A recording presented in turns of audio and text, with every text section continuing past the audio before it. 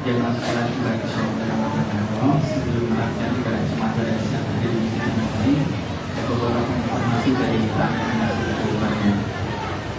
Yang pertama kami menghimbau kepada jemaah sekalian untuk melakukan sholat dan apabila di masing kosong dan yang membawa komunikasi kami mohon untuk silent atau dimatikan yang kedua, kajian rutin kalau kajian malam Selasa selalu dilaksanakan setiap Senin pukul 8 malam bersama Ustaz Muhammad Ramadan dengan kajian kitab Riyadhus Shalihin. Yang ketiga, kajian rutin kajian sebelum pulang atau KSP insyaallah diselenggarakan setiap Kamis sore pukul 4:30 insyaallah akan bersama oleh Pusat Anak Rosyadi Kasih dengan kajian Sirah Nabawiyah. Yang keempat, bagi jemaah yang ingin menabung tabungan kurban insyaallah akan dilayani seusai sholat Jumat nanti di depan kantor Sadar Nasib Sultan.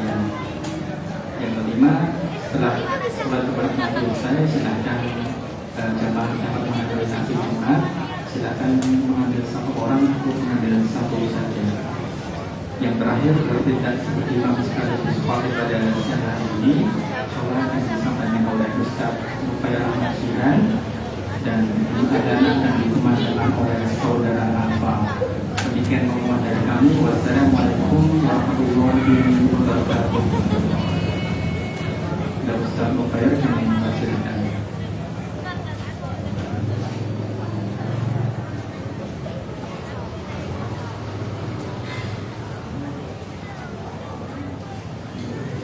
Bismillahirrahmanirrahim. Assalamualaikum warahmatullahi wabarakatuh.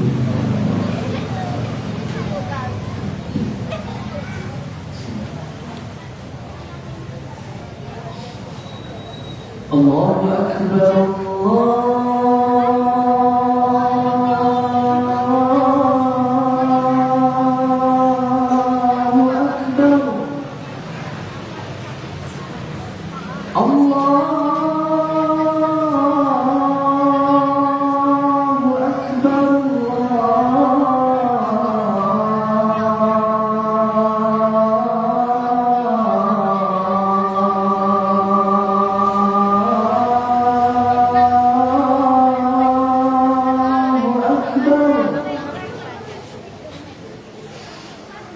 أشهد أن لا إله إلا الله.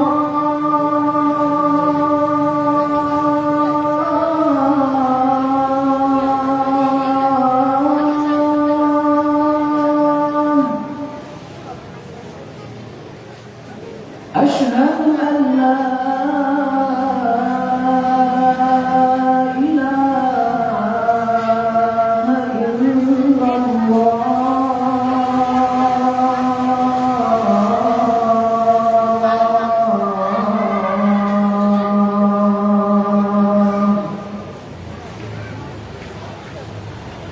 أشهد أن محمدا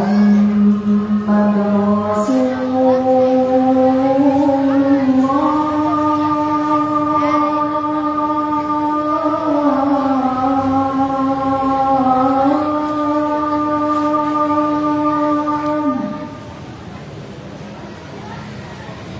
أشهد أن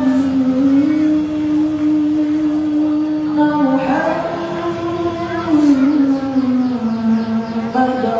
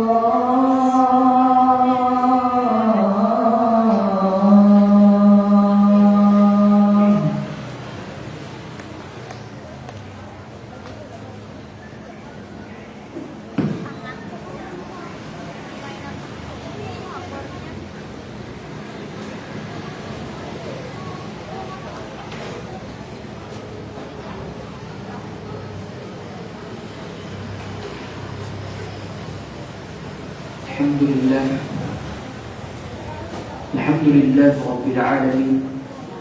الحمد لله الذي كان بعباده خبيرا بصيرا. تبارك الذي جعل في السماء بروجا وجعل فيها سراجا وقمرا منيرا.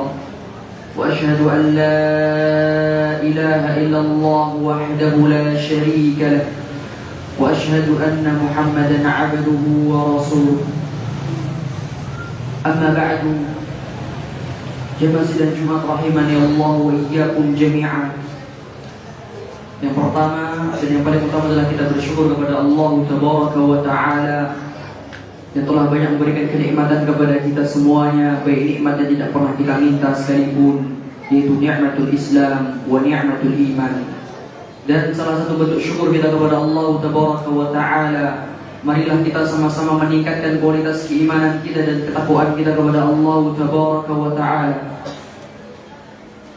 Dan tak lupa pula semoga salawat beriring akan salam senantiasa tercurah limpahkan kepada junjungan kita, sari tauladan kita, Nabi Agung Nabi besar Muhammad sallallahu alaihi wa ala alihi wa sahbihi wasallam, keluarganya, para sahabatnya, serta siapa saja yang senantiasa meniti di atas jalan sunnah beliau hingga yaumul qiyamah.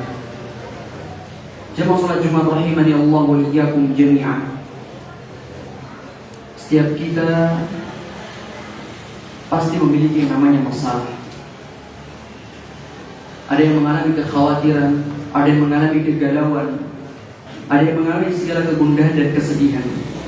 Al-Imam Ibnu Taimiyah rahimahullah berkata, dalam sebuah hadis disebutkan bahwa Nabi SAW pernah bersabda, "Wajada'a husni wa dhahaba hammi wa ghammi."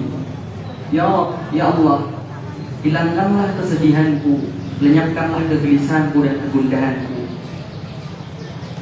Adapun perlu kita lihat di sini menggunakan diksi huzn, ham dan gham. Kita perlu melihat perbedaan di antara tiga kata tersebut. Al-huzn, di mana berarti sesuatu yang telah berlalu, kesedihan dari apa sesuatu yang sudah berlalu, memikirkan sesuatu yang berlalu terlampau panjang. Kemudian al-hammu, berkaitan kesedihan atau kegundahan segala sesuatu yang akan terjadi pada masa yang akan datang. Lalu al-ghammu berkaitan dengan sesuatu yang sedang dialami atau dalam masa sekarang. Jadi kesedihan yang sedang dialami sekarang.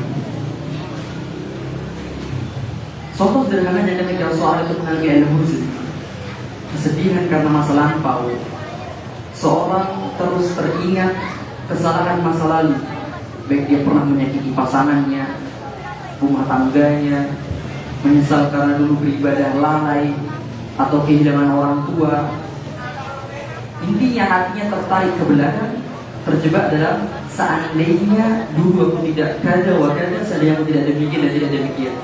Jadi dia berandai-andai seandainya masa lalu tidak melakukan itu. Dia berpikir, dia sedih, kenapa aku begini, seandainya tidak begini, dan seterusnya. Lalu alhamdulillah, kekhawatiran akan masa depan. Seorang laki-laki, seorang ayah gelisah memikirkan biaya pendidikan anaknya. Atau pemuda cemas, apakah dia akan menikah, apakah masa depannya akan cerah, atau masa depannya akan betul-betul menjadi emas seperti dijanjikan 2045 dari Indonesia emas. Sehingga kekhawatiran muncul akan masa depan. Ya, dia sibuk dengan bagaimana nanti, apakah mungkin, dan pertanyaan-pertanyaan yang semisal. Lalu al-ghammu, kegelisahan karena kondisi saat ini. Ya, bisa dia sedang terhimpit hutang, kebutuhan banyak, pemasukan terbatas, kondisi ekonomi dan baik-baik saja, sehingga dia galau bagaimana dagangan belum laku, kemudian jualan tidak ramai, semisal. Sehingga hatinya ya sedang tidak baik-baik saja. Maka ketika kita sudah sama mengetahui bahwa bagian sedih ada yang masa lampau, masa depan, dan masa yang akan datang, memikirkan kegundahan-kegundahan tersebut. Ibnu Taimiyah, menurut Imam Ibnu Taimiyah rahimahullah, bahwa huzn, ham, dan gham tersebut yang dibagi menjadi kesedihan masa lampau, masa depan, dan masa sekarang, Maka Al-Quranul Karim memberikan satu contoh nyata bagaimana Allah Subhanahu wa Ta'ala mengangkat salah satu bentuk kesedihan. Ketika Allah Taala berfirman dalam Al-Quran, wa dhannun idh dhahaba mughadiban fadhannu an la naqdir alayhi fanada fi dhulumati an la ilaha illa ant subhanaka inni kuntu minadh dhalimin. Dan ingatlah kisah Dhannun dari Yunus alaihi salatu wassalam ketika ia pergi dalam keadaan marah, zahaba mughadiban, lalu ia menyangka fadhannu an lam naqdir alaihi, lalu ia menyangka bahwa ia tidak akan mempersempitnya, bahwa kami tidak akan mempersempitnya. Fanada fi dhulumati an la ilaha illa anta subhanaka inni kuntu minadh dhalimin. Maka Nabi Yunus alaihi salatu wassalam menyuruh dalam keadaan kesempitan tersebut, dalam keadaan yang sangat gelap, dia mengatakan la ilaha illa ant subhanaka inni kuntu minadh dhalimin, bahwa tidak ada Tuhan selain Engkau, Maha Suci Engkau ya Allah, sesungguhnya aku adalah termasuk orang-orang yang zalim. Dalam ayat yang lain, fastajabna lahu wa najjaynahu minal ghamm wa kadzalika nunjil mu'minin. Maka kami telah memperkenankan doanya dan menyelamatkannya daripada kedukaan, kesedihan, dan demikianlah kami menyelamatkan orang-orang yang beriman. Makanya kita mengambil kisah pelajaran dari kisah dari Yunus alaihi salatu wassalam. Allah perintahkan pada Rasulnya Muhammad sallallahu alaihi wasallam sebagai disebutkan dalam surah Al-Qalam, fasbir li hukmi rabbik wa la takun ka sahibil hut idh nada wa huwa madhum. Maka bersabarlah kamu wahai Muhammad terhadap ketetapan Tuhanmu, dan janganlah kamu seperti orang yang berada dalam perut ikan ketika ia berdoa sedang ia dalam keadaan marah kepada kaumnya. Laula an tadarakahu ni'matun min rabbih lanubidha bil 'ara'i wa huwa madhmum.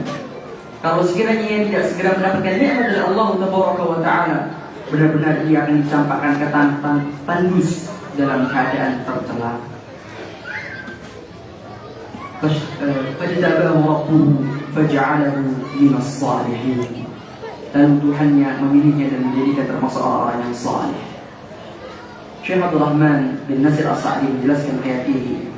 Setelah berbagai penentangan dari kaumnya, tidak ada yang tersisa bagi Rasulullah SAW selain bersabar atas gangguan mereka, menanggung apa yang keluar dari mereka, serta terus melanjutkan dakwah kepada mereka. Maka karena itu Allah Taala berfirman, fasbir li hukmi rabbik, bersabarlah terhadap ketetapan Tuhanmu. Maksudnya adalah bersabar terhadap apa yang telah Allah tetapkan, baik secara ketetapan takdir qadar maupun ketetapan syariat. Ketetapan takdir kita sikapi dengan kesabaran, terutama ketika di dalamnya terdapat hal yang menyakitkan. Ia tidak disambut dengan kemarahan ataupun keluh kesah. Sedangkan ketetapan syariat disikapi dengan menerima, tunduk, dan melaksanakan sepenuhnya sesuai dengan perintah Allah Tabaraka wa Ta'ala. Kemudian Allah Ta'ala berfirman, wa la takun ka sahibil hut, dan janganlah engkau seperti pemilik ikan. Yang dimaksud adalah Nabi Yunus alaihissalam. Artinya jangan sampai menyerupai dalam keadaan yang menyebabkan beliau berada di dalam perut ikan. Keadaan itu adalah ketika beliau tidak bersabar terhadap kaumnya dengan kesabaran yang seharusnya, lalu pergi meninggalkan mereka dalam keadaan marah kepada mereka sebelum datang perintah dari Allah Subhanahu wa Ta'ala. Lalu Nabi Yunus menaiki kapal laut. Ketika kapal itu menjadi terlalu berat dengan para penumpangnya, mereka melakukan undian untuk menentukan siapa yang harus dilemparkan ke dalam laut agar si kapal itu menjadi lebih ringan. Ternyata kemudian itu jatuh kepada Nabi Yunus. Maka seekor ikan besar menelannya dalam keadaan beliau telah menentukan sesuatu yang patut dicela. Allah Ta'ala berfirman, "Idnada wa huwa madhmum," ketika ia berdoa dalam keadaan sangat tertekan. Maksudnya adalah ketika ia berada dalam perut ikan yang menahannya, atau ketika ia berada dalam keadaan sangat sedih dan penuh kegelisahan, lalu ia berdoa dengan ucapan la ilaha illa ant subhanaka inni kuntu minadh dhalimin. Tidak ada sembahan yang berhak disembah selain Engkau ya Allah, manusia Engkau, sungguh aku termasuk orang-orang yang zalim. Lalu Allah mengabulkan doanya. Ikan itu memuntahkan ke daratan yang kosong, sementara beliau dalam keadaan sakit. Kemudian Allah menyembuhkan, Allah menumbuhkan untuknya sebuah pohon dari jenis jati, jenis tanaman lagu untuk menaunginya dan memulihkan tubuhnya. Jemaah rahimahumullah jami'an. Dari kisah Nabi Yunus alaihi salatu wassalam, kita belajar bahwa kegalauan, kesedihan bukanlah akhir, tetapi pintu untuk kembali kepada Allah Subhanahu wa ta'ala. Kita bisa melihat jalan keluarnya, yaitu yang pertama tauhid, menguatkan ketergantungan kepada Allah Subhanahu wa ta'ala dalam zikir Nabi Yunus la ilaha illa ant, yaitu meyakini sepenuh hati bahwa hanya Allah tempat bergantung. Saat hati bergantung kepada makhluk, ia mudah goyah.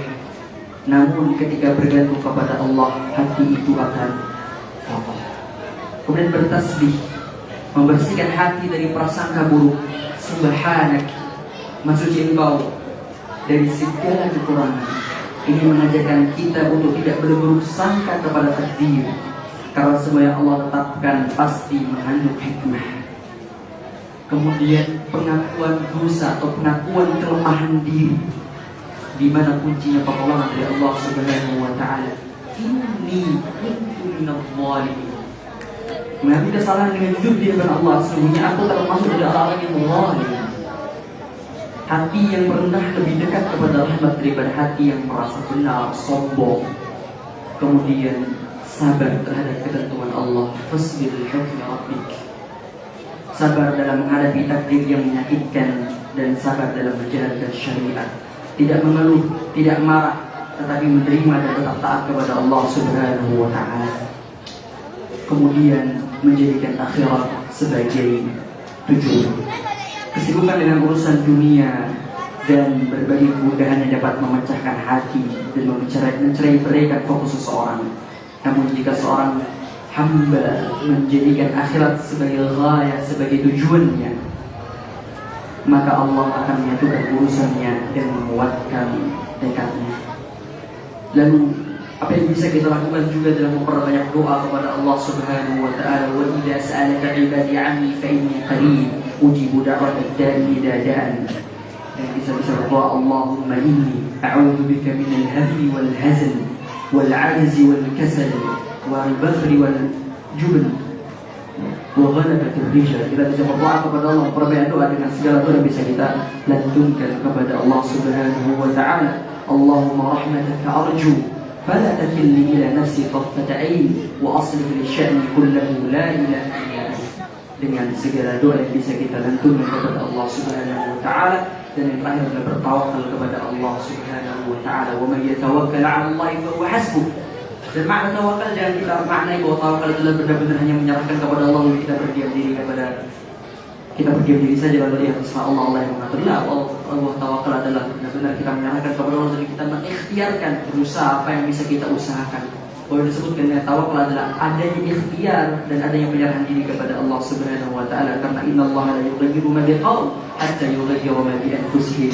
Sesungguhnya Allah tidak akan mengubah suatu kaum sampai kaum tersebut ingin mengubah diri mereka sendiri. Aku qouli hadza wa astaghfirullah li wa lakum wa li sa'iril muslimin min kulli dhanbin innahu kana ghafurur rahim.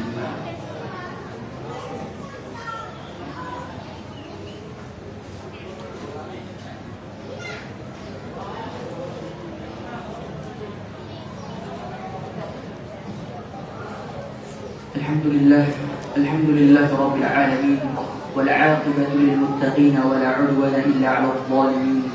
Asyhadu an la ilaha illallah wahdahu la syarika lah wa asyhadu anna Muhammadan 'abduhu wa rasuluh. Amma ba'd. Setelah kita sama-sama mengetahui khutbah yang pertama bahwa setiap kita pasti memiliki kesedihan, setiap kita memiliki kegundahan, kegalauan, dan bagaimana cara kita menyikapi segala kesedihan, kegalauan dengan segala kondisi yang saat ini kita alami, baik dengan berdoa kepada Allah, meningkatkan kualitas tauhid kita, meningkatkan kualitas ketakwaan kita kepada Allah, berdoa, bertawakal kepada Allah Subhanahu wa ta'ala. Maka marilah sama-sama di khutbah kedua kita ini kita berdoa kepada Allah Subhanahu wa ta'ala agar Allah kuatkan kita, Allah lapangkan kita dengan segala nikmat dan rahmat dari Allah Subhanahu wa taala. Dan sebelum kita berdoa kepada Allah Subhanahu wa taala, marilah sama-sama kita bersolawat kepada Nabi seperti difirmankannya, innallaha wa malaikatahu yusholluna 'alan nabi ya ayyuhalladzina amanu shallu 'alaihi wa sallimu taslima. Allahumma shalli 'ala Muhammad wa 'ala ali Muhammad kama shallaita 'ala ali Ibrahim fil 'alamin innaka Hamidum Majid. وبارك على محمد وعلى آل محمد كما باركت على آل إبراهيم في العالمين إنك حميد مجيد. اللهم اغفر للمسلمين والمسلمات وللمؤمنين والمؤمنات الأحياء منهم والأموات إنك سميع قريب مجيب الدعوات يا قاضي الحاجة. اللهم إنا نسألك الهدى والتقى والعفاف والغنى. اللهم إنا نسألك الهدى والتقى والعفاف والغنى. اللهم إنا نعوذ بك من زوال نعمتك وتحول عافيتك وفجاعة نكمتك وجميع سخطك. اللهم اقسم لنا من خشيتك ما تحول به بيننا وبين معصيتك ومن طاعتك ما تبلغنا به جنتك ومن اليقين ما تهون به علينا مصائب الدنيا. اللهم متعنا بأسمائنا وأبصارنا وقواتنا ما أحييتنا واجعله الوارث منا واجعل ثأرنا على من ظلمنا وانصرنا على من عادانا ولا تجعل مصيبتنا في ديننا ولا تجعل الدنيا أكبر همنا ولا مبلغ علمنا ولا تسلط علينا من لا يخافك ولا يرحمنا. اللهم يا الله يا حي يا قيوم يا ذا الجلال والإكرام. اللهم أصلح ولاة أمورنا. اللهم أصلح ولاة أمورنا. اللهم وفقهم لما فيه صلاحهم وصلاح الإسلام والمسلمين. اللهم أبعد عنهم بطانة السوء والمفسدين وقرب إليهم أهل الخير يا رب العالمين يا أرحم الراحمين. اللهم ربنا ظلمنا أنفسنا وإن لم تغفر لنا وترحمنا لنكونن من الخاسرين. ربنا آتنا في الدنيا حسنة وفي الآخرة حسنة وقنا عذاب النار وقنا عذاب النار. سبحان ربك رب العزة عما يصفون وسلام على المرسلين والحمد لله رب العالمين ولذكر الله أكبر. في السلام. الله أكبر الله أكبر أشهد أن لا إله إلا الله أشهد أن محمدا رسول الله. حي على الصلاة حي على الفلاح قد قامت الصلاة قد قامت الصلاة. الله أكبر الله أكبر لا إله إلا الله. استووا استقيموا اعتدلوا إن الصف الأول فالأول فادوا بين المنام والأقدام. الصلاة مع التالي يرحمني ويرحمكم الله. تذكروا الله في الصلاة. الله أكبر.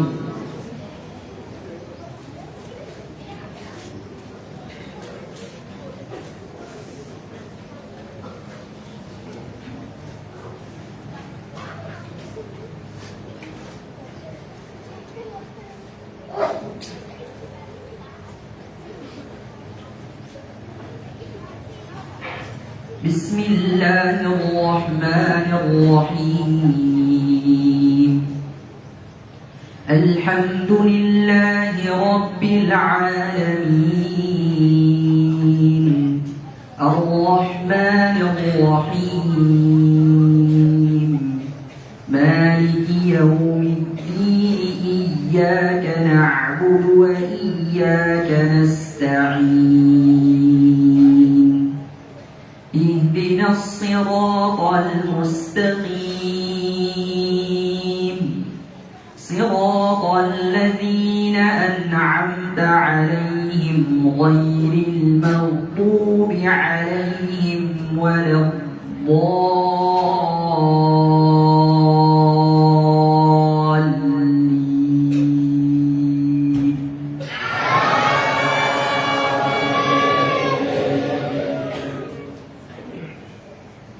بسم الله الله الرحمن الرحيم سبح اسم ربك الأعلى الذي خلق فسوى والذي قدر فهدى والذي أخرج المرعى فجعله غثاء أحوى سنقرئك فلا تنسى إلا ما شاء الله إنه يعلم الجهر وما يخفى ونيسرك لليسرى فذكر إن نفعت الذكرى سيذكر من يخشى ويتجنبها الأشقى الذي يصلى النار الكبرى ثم لا يموت فيها ولا يحيا قد أفلح من تزكى وذكر اسم ربه فصلى بل تؤثرون الحياة الدنيا والآخرة خير وأبقى إن هذا لفي الصحف الأولى صحف إبراهيم وموسى. الله أكبر.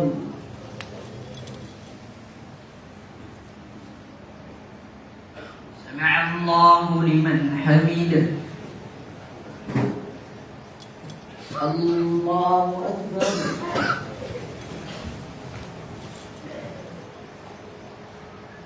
الله أكبر.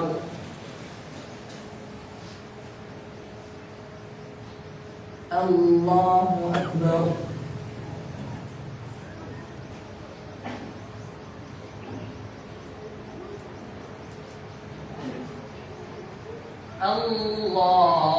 الله أكبر.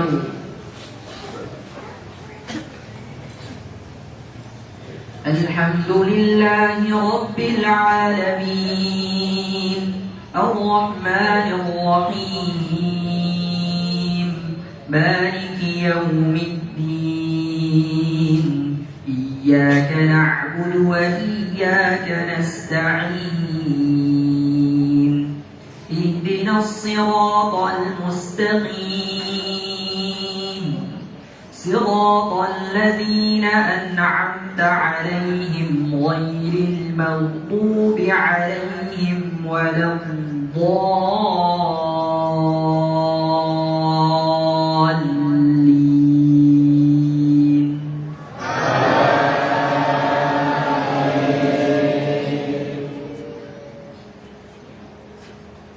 بسم الله الرحمن الرحيم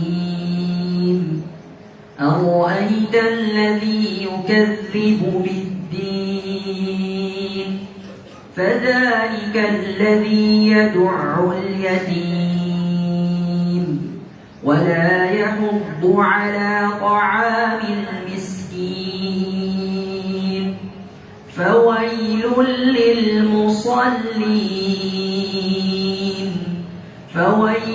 للمصلين الذين هم عن صلاتهم ساهون الذين هم يراءون ويمنعون الماعون. الله أكبر.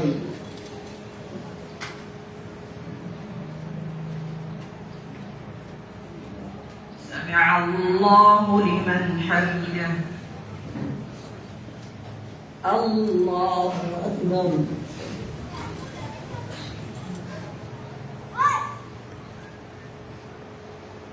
الله أكبر.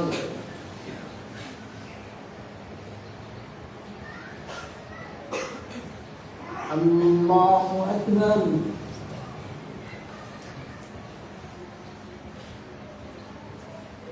Allahu Akbar.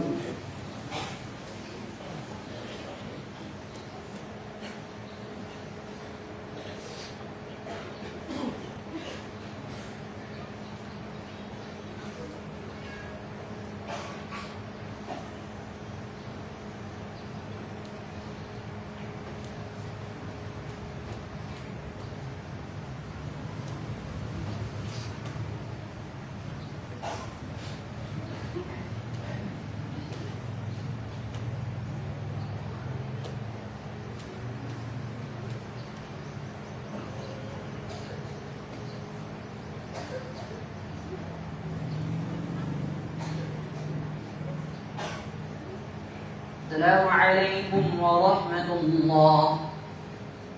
Assalamualaikum warahmatullah.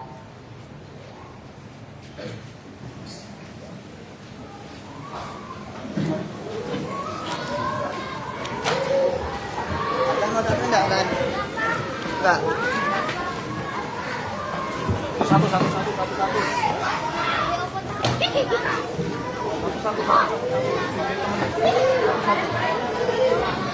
Satu. Diri satu-satu deh, satu bagi teman deh, satu-satu. Satu-satu.